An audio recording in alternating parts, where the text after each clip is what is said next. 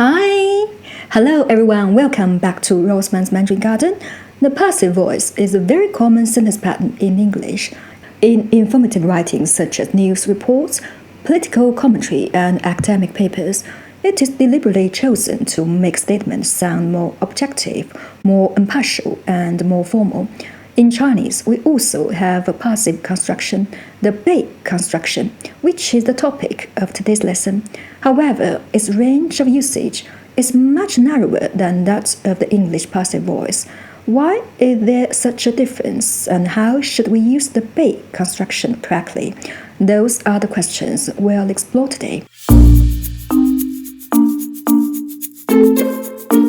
The basic structure of the 被 construction is patient plus 被 plus agent plus verb. For example, 我被他打了，我被他打了，我被老师批评了，我被老师批评了，他被车撞了，他被车撞了，你的位子被他顶替了，你的位子被他顶替了，他的钱包被偷了，他的钱包被偷了。In Chinese, the choice between the active and the passive construction depends heavily on our intention and the context. In the active construction, 他打了我，他打了我, the focus is on him, the agent of the action. What did he do? But when we say 我被他打了，我被他打了, the focus is on me, the patient of the action. What happened to me? Compared with English, Chinese uses the passive voice much less frequently. The 被 construction was originally used to describe events that are unfortunate, undesirable, or unexpected from the perspective of the patient. Look at our examples: being hit, being criticized, being struck by a car, having your position replaced, and having your wallet stolen. All of these describe situations that most people would regard as negative experiences. Other common collocations include 被捕、被杀、被剥削、被压迫. Because of this, the 被 construction was referred to by some linguists as the unfortunate passive. This isn't accidental. Historically, the character 被 functioned as a verb meaning to suffer or to sustain damage. Over time, through grammaticalization, 被 developed into the passive marker that we use today.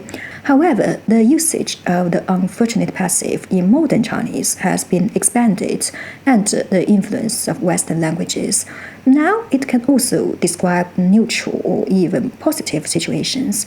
For example, 威尼斯被称作水上之城，威尼斯被称作水上之城，他被评选为下届主席，他被评选为下届主席。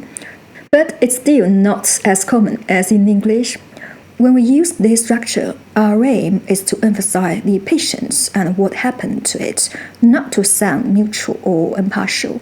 This is one of the biggest differences between the Mandarin 被 construction and the English passive voice.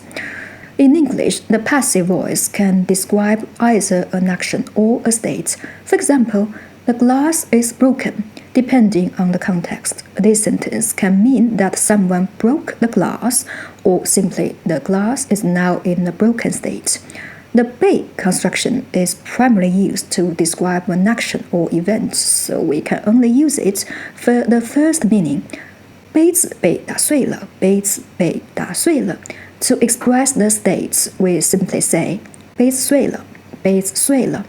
In English, the agent in the passive voice is often omitted. In fact, that's one of the major reasons we choose the passive voice in the first place. Sometimes the agent is unknown, and sometimes it isn't important. Conversely, in the typical 被 construction, the agent is much more likely to be mentioned when it is relevant to the situation. Because of both semantic restrictions and structural preferences, the 被 construction occupies a much smaller role in Chinese grammar than the passive voice does in English. What happens instead? We just use active forms to express a passive meaning. Let's look at a few common strategies.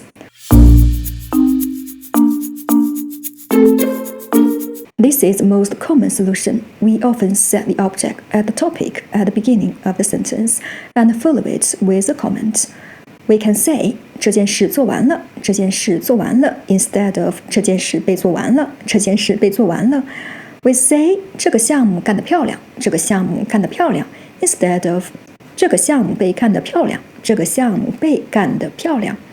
If it's a passive sentence without the agent, like to succeed, effort must be made. A natural way in Chinese is just using a normal sentence and omitting the subject. 想要成功就必须付出努力，想要成功就必须付出努力。Another very common strategy is to use a general subject. Words like 人们、有人、大家、别人 are often introduced as the subject to keep the sentence in active structure. 人们常说吃一堑长一智，人们常说吃一堑长一智。大家普遍认为这种工作方法更有效率。大家普遍认为这种工作方法更有效率。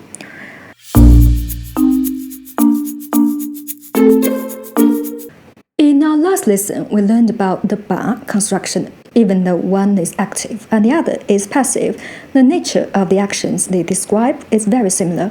When we use the ba construction, we emphasize the subject's proactive disposal. When we use the bei construction, we emphasize the recipient's unfortunate experience. In other words, the same events can be viewed from two different angles. Therefore, most bei constructions can be rewritten as ba constructions by shifting the focus. Let's look at our early examples. 我被他打了，我被他打了，他把我打了，他把我打了。我被老师批评了，我被老师批评了，老师把我批评了，老师把我批评了。他被车撞了，他被车撞了，车把他撞了，车把他撞了。你的位子被他顶替了，你的位子被他顶替了。他把你的位子顶替了，他把你的位子顶替了。他的钱包被偷了，他的钱包被偷了。小偷把他的钱包偷了，小偷把他的钱包偷了。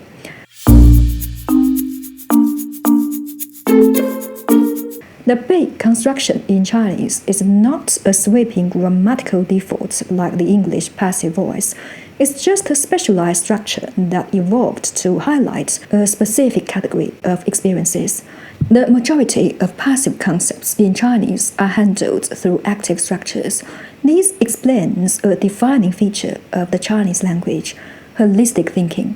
Chinese doesn't place as much emphasis as English on rigid distinctions such as subject, object, agent, patient, active, passive. Instead, these relationships are often left to the context. This flexibility is one of the reasons Chinese is classified as a high-context language. That's all for today's lesson. Thank you for watching. If you'd like to study Mandarin and Chinese culture in a more systematic way, you're welcome to book my one-to-one lessons. You can also download free PDF learning materials from my Ko-fi page. If you enjoyed this lesson, please give a thumbs up and subscribe. Your support means a lot to me. See you next time. Bye. Bye.